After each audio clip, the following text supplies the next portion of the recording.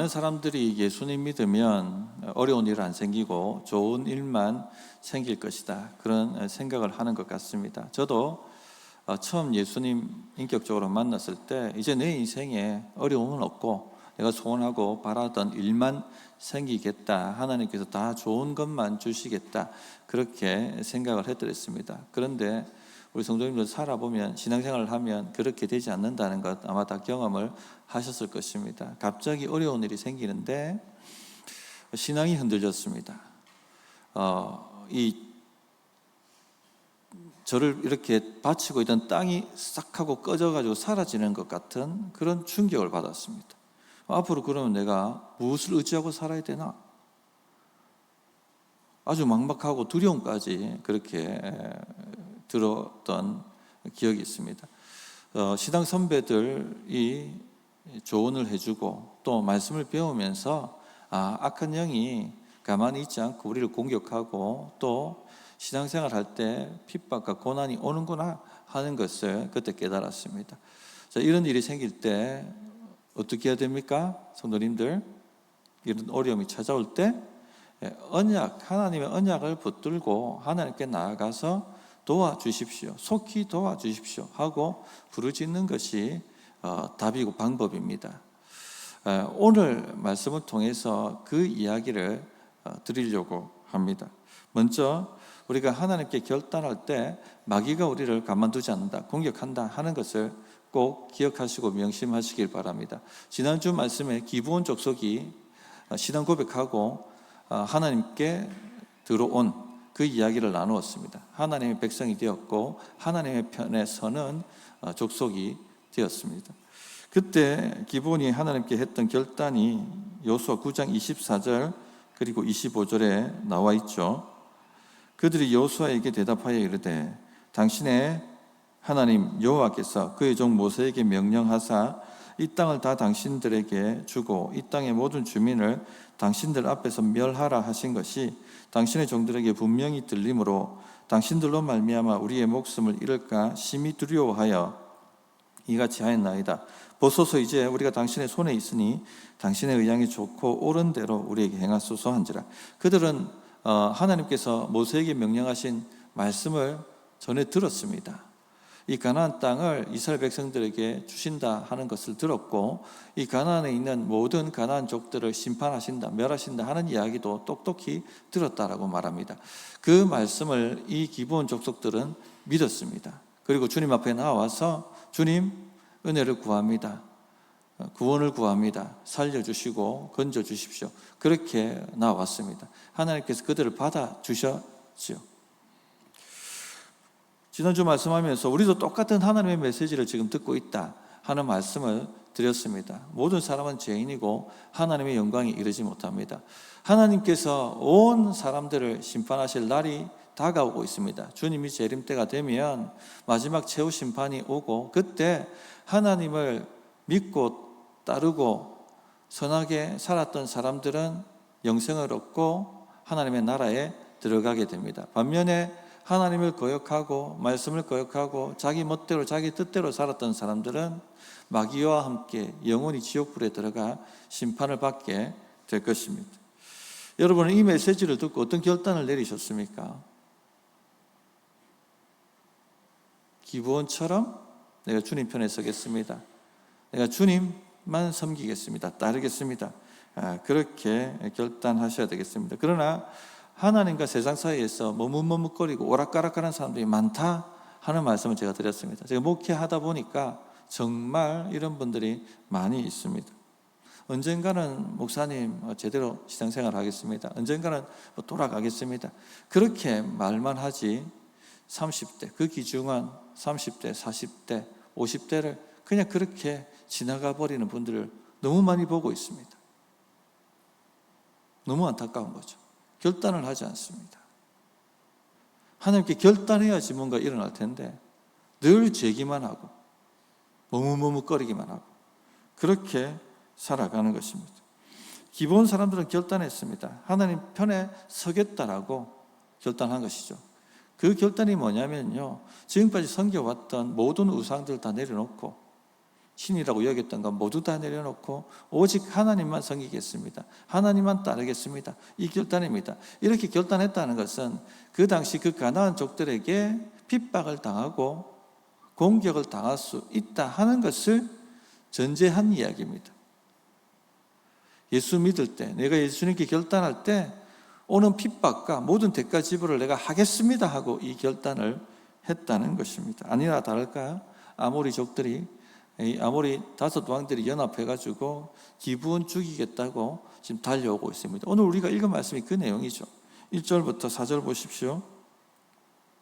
그때 여호수아가 아이를 빼앗아 진멸하되 여리고와 그 왕에게 행한 것 같이 아이와 그 왕에게 행한 것과 또 기브온 주민이 이스라엘과 화친하여 그 중에 있다 함을 예루살렘 왕 아도니세덱이 듣고 예루살렘 왕 아도니세덱이 헤브론 왕 호함과 야르뭇 왕 비람과 라기스 왕 야비야와 에글론 왕 드빌에게 보내어 이르되 내게로 올라와 나를 도우라. 우리가 기브온을 치자. 이는 기브온이 여호수아와 이스라엘 자손과 더불어 화친하였음이니라 하매. 마귀는요, 우리가 결단할 때, 하나님께 결단할 때 내가 주님 뜻대로 살겠습니다, 주님만 섬기겠습니다, 주의 말씀에 순종하겠습니다, 그렇게 할 때 가만히 보고 있지 않습니다. 우리 많은 분들이 신앙을 낭만처럼 생각하는데 마귀가 공격합니다. 내가 하나님 이번 주에 내가 좀 기도하고 결단하겠습니다. 그럼 가만 놔두는 줄 아십니까? 때로 덤벼들어서 죽이려고 달려듭니다. 요한복음 10장 10절에 보면 도둑이 오는 것은 도둑질하고 죽이고 멸망시키려는 것뿐이요 내가 온 것은 양으로 생명을 얻게 하고 더 풍성히 얻게 하려는 것이라 말씀하셨습니다. 여기서 말하는 도둑은 사탄을 상징한 것이죠. 마귀가 이 땅에 역사하고 있는 이유는요, 신자들 죽이고 도둑질하고 빼앗고 멸망시키기 위해서 있는 것입니다. 신앙의 결단을 할 때 그냥 가만히 놔두지 않습니다. 뭐 하나님을 더 잘 섬기겠다고 내가 그렇게 되도록 내버려 두나 봐라, 그런 식으로 공격을 해온다는 것입니다. 그래서 베드로 사도가 이렇게 얘기하죠. 베드로전서 5장 8절에 근신하라 깨어라 너희 대적 마귀가 우는 사자같이 두루 다니며 삼킬 자를 찾나니. 이 사자의 무리처럼 삼킬 자를 찾아서 돌아다닙니다. 오늘은 누구를 잡아먹을까? 오늘은 누구를 도적질하고 누구를 멸망시키고 죽일까? 그렇게 지금 이 예배하는 순간에도 돌아다니고 있다는 것입니다.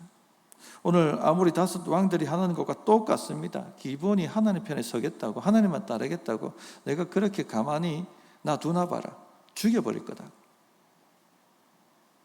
그런 식으로 달려드는 것입니다. 제가 울산에서 사역할 때 완전히 새 신자죠. 처음 예수를 믿는 분이 교회에 오신 적이 있었습니다. 그래서 교회에 처음 오신 분이 오면 4주간 복음을 전하는 강력하게 복음을 전했습니다. 강력하게 복음 전하는 4주간의 과정을 거쳐야지만 등록이 되고 그렇게 했습니다. 그런데 그때 너무 역사가 많이 일어났어요. 하나님의 복음을 강력하게 원색적으로 전할 때 마귀가 울며 떤다는 것을 많이 목격했습니다. 그분한테 마귀가 붙어 있었던 것 같아요. 악한 영이. 복음을 듣고 예수님을 영접하고 집에 돌아갔는데 환청이 들리기 시작하는 겁니다. 너를 죽이겠다, 괴롭히기 시작하는 것이죠. 그래서 새가족부 전도사님과 함께 가서 뜨겁게 기도하고 간절히 기도하고 하니까 안에 있던 더러운 영이 드러납니다.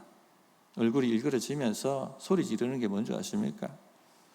제가 이 사람은 이제 더 이상 너와 상관할 것도 없고 하나님의 자녀가 되었고 하나님의 백성이 되었고 주의 피로 씻겨져서 의롭다함을 받았으니 이제 그만 놓고 돌아가라, 그렇게 명령하고 대적하니까 하는 말이, 나는 절대 이 사람을 빼앗기지 않을 것이다, 내가 반드시 이 사람을 데리고 지옥에 들어갈 것이다, 그렇게 일을 가는 것을 보았습니다. 마귀가 가만두지 않습니다. 여러분 신앙생활 편하게 하도록 둘 것 같습니까? 여러분이 성장하도록 둘 것 같습니까? 여러분이 하나님의 은혜를 받고 응답을 받는 그런 삶을 살아가도록 둘 것 같습니까? 여러분의 인생의 가나안 땅을 정복하고 전진하고 그렇게 살아가는 것을 내버려 둘 것 같습니까? 죽이려고 합니다. 도둑질하려고 합니다. 그렇게 공격해온다는 것을 여러분이 꼭 아시기를 바랍니다. 보통 이것은 아마 신앙생활 오래 하신 분들은 대부분 다 경험하실 것입니다. 좀 내가 주님을 향해서 결단하면 항상 문제가 일어나죠. 마귀는 사람과 환경과 여러 가지 사건을 통해서 우리를 공격합니다. 주님께 결단 은혜 받아가지고 결단 딱 하고 나면은 가정에 문제 생기지 않던가요? 자녀들한테 문제 생기고, 일터에 문제 생기고, 건강에 문제 생기고, 그런 식으로 우리 신앙을 흔들어 놓습니다. 요한복음 16장 33절에 이것을 너희에게 이르는 것은 너희로 내 안에서 평안을 누리게 하려 함이라. 세상에서는 너희가 환난을 당하나 담대하라. 내가 세상을 이겨노라. 여러분, 신앙생활 제대로 할 때 고난과 환난이 다가옵니다. 그러나 담대하십시오. 주님이 이기셨습니다. 할렐루야. 자, 그러므로 이런 어려움이 다가올 때 어떻게 해야 되느냐? 기본 족속이 한 것을 보면은 답이 나옵니다. 언약 붙들고 하나님께 나아가서 도와주시기를 간청하고 간구하고 부르짖는 것입니다. 자, 6절부터 7절을 보십시오. 기본 사람들이 길갈 진영에 사람을 보내어 여호수아에게 전하되 당신의 종들 돕기를 더디게 하지 마시고 속히 우리에게 올라와 우리를 구하소서. 산지에 거주하는 아모리 사람의 왕들이 다 모여 우리를 치나이다 하매 여호수아가 모든 군사와 용사와 더불어 길갈에서 올라가니라. 길갈에 있는 여호수아 군대에게 나아가서 요청을 합니다. 속히 우리에게 올라와 우리를 구하소서. 그런데 왜 이렇게 담대하게 맡겨놓은 것 찾는 것처럼 요구를 합니까? 이제 간 믿었는데, 사정세정 해가지고 들어왔는데 왜 이렇게 담대하게 맡겨놓은 것 찾는 것처럼 이렇게 속히 올라와 우리를 구원하소서 이렇게 얘기합니까? 언약했기 때문에 그렇습니다. 여호수아서 9장 20절 지난주 말씀이죠. 우리가 그들에게 맹세한 맹약으로 말미암아 진노가 우리에게 임할까 하노니 이렇게 행하여 그들을 살리리라 하고, 맹세한 맹약, 언약을 했다는 것입니다. 하나님 앞에 이들을 받아들이겠다고 하나님의 이름으로 언약을 한 것입니다. 이제 기본 족속은 하나님의 백성입니다. 하나님이 도움을 받을 수밖에 없는, 하나님이 도움을 받을 자격이 있는 백성이 되었다는 것입니다. 그러니까 하나님이 도와주셔야만 합니다. 왜? 하나님도 언약으로 묶여있기 때문에. 하나님께서도 돕겠다고 그렇게 언약하셨기 때문에 도우실 수밖에 없는 것입니다. 제 문제가 가로막지 않는 이상은 이 언약 때문에 반드시 그 기도를 들으시고 도우실 수밖에 없는 것입니다. 그러므로 성도님들, 어려운 일이 찾아왔습니까? 이 언약을 붙들고 하나님께 나아가서 담대하게 꼭 맡겨놓은 것 찾는 것처럼 그렇게 도와달라고 구하십시오. 히브리서 4장 16절에 그러므로 우리는 긍휼하심을 받고 때를 따라 돕는 은혜를 얻기 위하여 은혜 보좌 앞에 담대히 나아갈 것이니라 그렇게 말씀하셨고, 히브리서 13장 6절에는 그러므로 우리가 담대히 말하되 주는 나를 돕는 이시니 내가 무서워하지 아니하겠노라. 사람이 내게 어찌하리요 하노라. 이것이 언약적 담대함입니다. 보통 사람들은 언약과 약속을 제대로 구별하지 않습니다. 언약과 약속은 천지차이입니다. 언약은 서로 하나로 묶어버리는 것입니다. 분리가 안 됩니다. 완전히 묶여버리는 것입니다. 그래서 세상에서 가장 강력한 결합이 언약적 결합이라고 그렇게 이야기를 합니다. 그래서 우리가 결혼 언약이라고 하지 결혼 약속이라고 하지 않지 않습니까? 결혼을 통해서 언약을 통해서 하나가 되어버렸기 때문에 이제 한 몸이라고 얘기하죠. 하나님이 나누지 않으면 나눌 수 없다라고 얘기합니다. 분리가 안 되는 것입니다. 네 거 내 거가 없는 겁니다. 하나입니다. 한 몸이 되어버린 것입니다. 우리가 하나님과 언약할 때 이렇게 된다는 겁니다. 하나님과 한 몸이 되어버리고 예수님과 한 몸이 되어버리는 것입니다. 분리가 되지 않는 것이죠.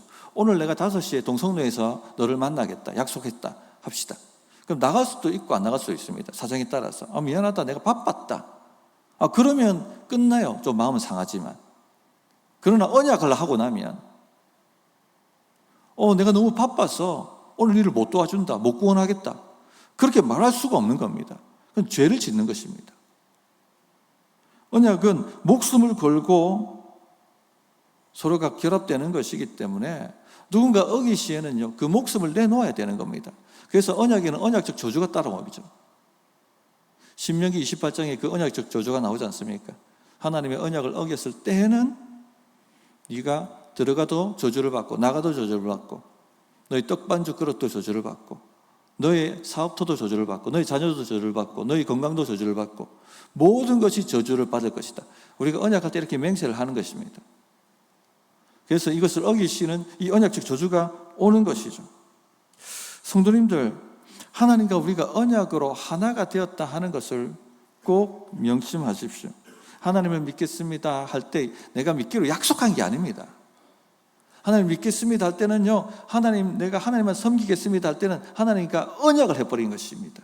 만약에 그렇게 살지 않는다면 저는 지옥불에 들어갈 것입니다.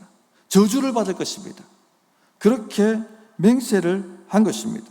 그래서 이 언약 때문에 하나님은 나의 하나님이 되시고 나는 하나님의 백성이 되고 하나님의 자녀가 된 것입니다. 마가복음 12장 30절에 내 마음을 다하고 목숨을 다하고 뜻을 다하고 힘을 다하여 주 너의 하나님을 사랑하라 하신 것이요. 십계명 요약한 것이죠.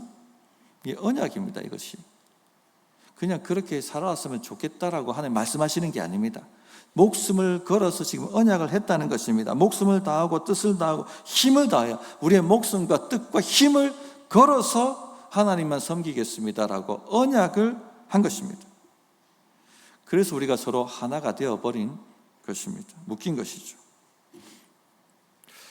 반대로 만일 하나님께서 우리가 위기 가운데 부르짖을 때 도와주시지 않는다면 하나님의 언약을 어기신 것이 되죠. 하나님도 목숨을 걸고 생명을 걸고 언약을 하신 것입니다. 그러므로 하나님께서 반드시 도와주실 수밖에 없습니다. 이것을 언약적 의무라고 합니다. 하나님의 백성이, 언약한 하나님의 백성이 위기 가운데 하나님, 예수의 피로 우리가 언약하지 않았습니까? 나를 살리소서, 나를 구원하소서 하면 하나님께서 반드시 도와주실 수밖에 없다는 것입니다. 그래서 언약에는요, 피가 들어갑니다. 우리가 하나님과 언약했는데 피가 들어갔죠. 우리를 죽일 수는 없으니까 하나님께서 독생자 예수님을 이 땅에 사람의 모양으로 보내시고 십자가에서 죽게 하심으로 우리 죄를 다 대속하시고 그 피를 쏟으셔서 하나님 언약할 수 있도록 하나님 백성 되도록 그렇게 만들어 주셨습니다. 그래서 우리가 예수님을 고백할 때 주의 피로서 언약이 되어버린 것입니다. 근데 이제는 뭐 하나님 백성 되었다 이 정도 차원이 아닙니다. 신약에 와서는요, 하나님의 자녀, 하나님의 아들, 딸이 되었다라고 얘기합니다. 완전히 피로 묶여버린 겁니다. 그래서 요한복음 1장 12절에 영접하는 자, 곧 그의 이름을 믿는 자들에게는 하나님의 자녀가 되는 권세를 주셨으니 그렇게 말씀하셨습니다. 그러므로 주님 앞에 결단하며 나아갈 때 반드시 어려움이 옵니다. 그 어려움이 올 때 이 언약을 붙들고 하나님, 주의 피로 우리가 언약하지 않았습니까? 도와주십시오. 건져주십시오. 그렇게 부르짖길 바랍니다. 그러면 하나님은 하실 수밖에 없어요. 언약적 의무로 묶여 있기 때문에. 어떤 역사가 나타납니까? 그래서 하나님께서 도와주시죠. 8절을 보시면 그때의 여호와께서 여호수아에게 이르시되 그들을 두려워하지 말라. 내가 그들을 내 손에 넘겨주었으니 그들 중에 한 사람도 너를 당할 자가 없으리라 하신지라. 하나님께서 여호수아를 독려합니다. 내가 그 모든 아모리 다섯 왕들의 연합군을 네 손에 넘겨주었으니 빨리 일어나라. 일어나서 당장 가서 기드온을 구원하라. 도와주라. 그렇게 격려를 합니다. 이 하나님의 격려의 힘을 입어서 여호수아가 어떻게 합니까? 밤새도록 군대를 진군시켜가지고 새벽에 기습하여 아모리 다섯 왕을 물리칩니다. 9절이 그 내용이죠. 여호수아가 길갈에서 밤새도록 올라가 갑자기 그들에게 이르니, 성도님들 이 말씀을 보면서 하나님이 얼마나 다급하게 움직이시는지 그 모습이 보이십니까? 밤새도록 여호수아 군대를 진군시켰습니다. 기브온 구하기 위해서. 그 당시 밤새도록 군대를 진군시켰다, 이동시켰다는 것은 굉장히 이례적인 일입니다. 그 당시에 밤에는요, 군대가 이동할 수가 없어요. 이동하지 않습니다.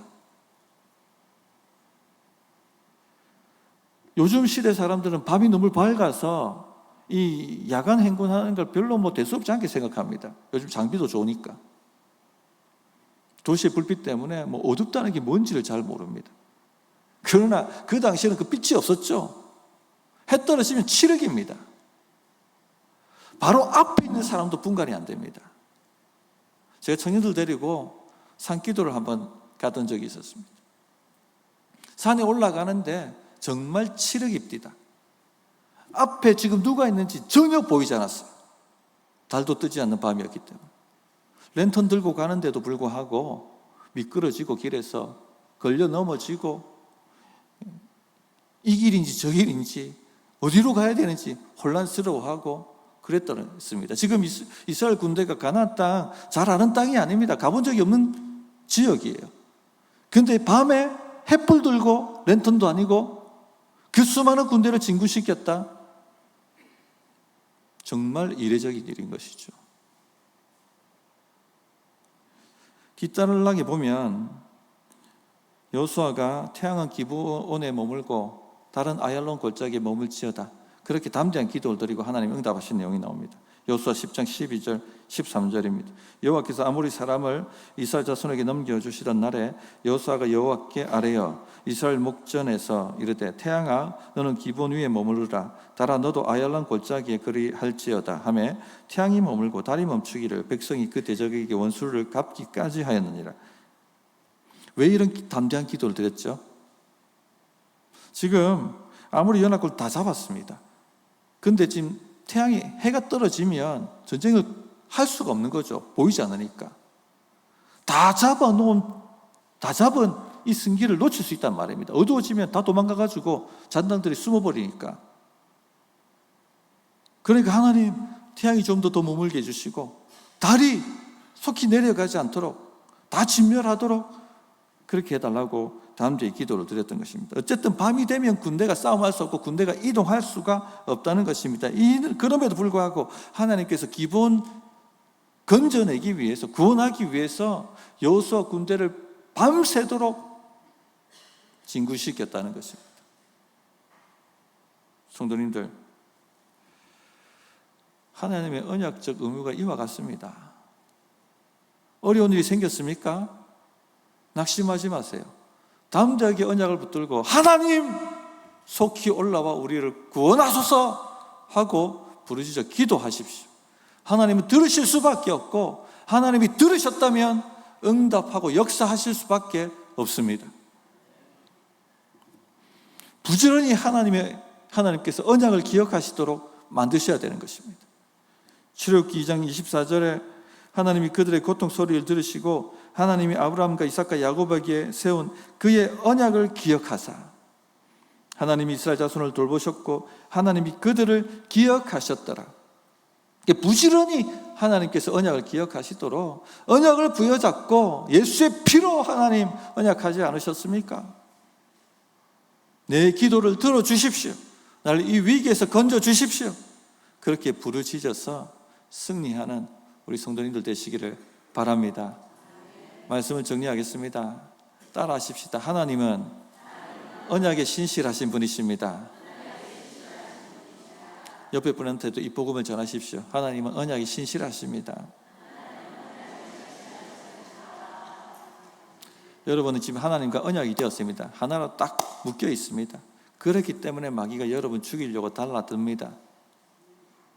그런 어려움이 생길 때 절대 하나님이 외면치 않으시니까 하나님의 언약을 붙들고 나아가서 하나님 도와주십시오. 구원해 주십시오.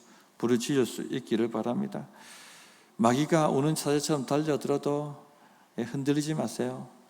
낙심된 일이 많이 찾아와도 절대 흔들리지 마세요.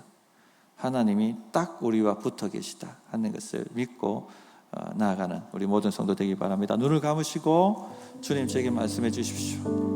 그리고 주신 음성을 따라서 결단의 기도로 바꿔서 기도하겠습니다.